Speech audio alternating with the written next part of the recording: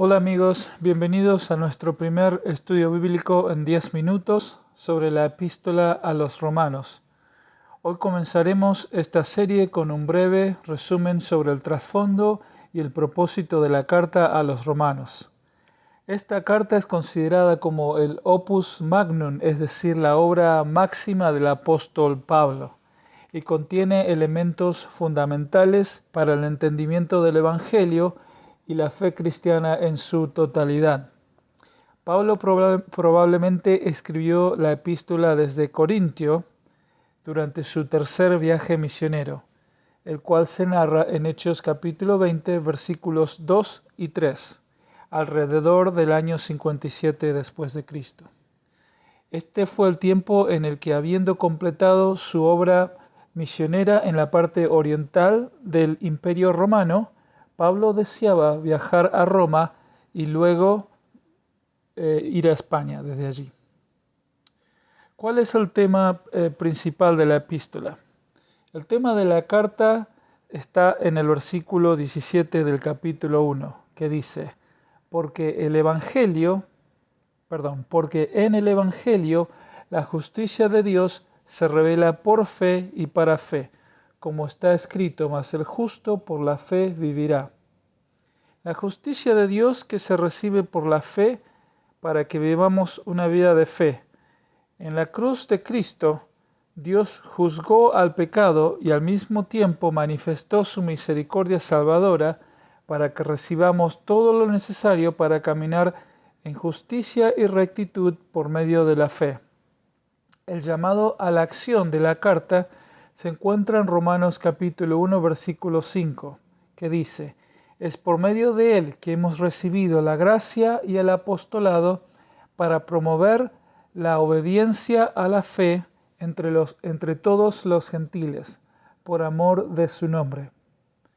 La obediencia a la fe, como veremos en esta carta, se contrasta con la obediencia a la ley, es decir, al cumplimiento de normas y mandamientos para recibir la rectitud o justicia para ser salvo.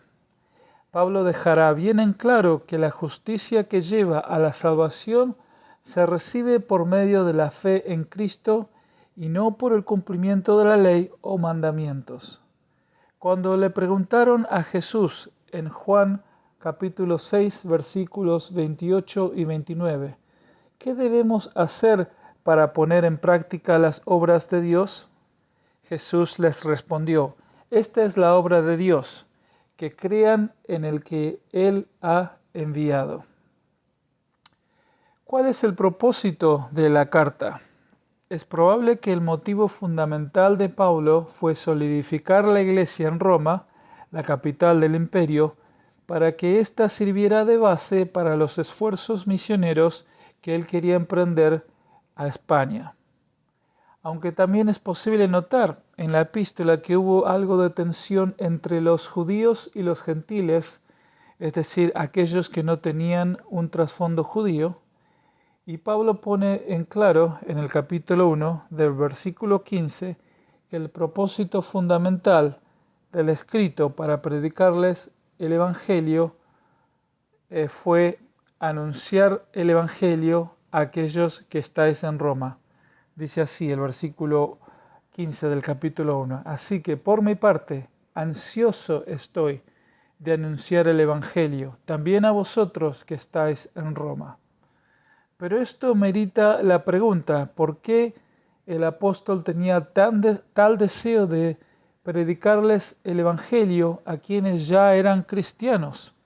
La respuesta es porque el Evangelio no se termina simplemente con un llamado inicial a creer en Jesús para ser salvo, tener seguridad eterna de ir al cielo y después vivir la vida como a uno mejor le parezca.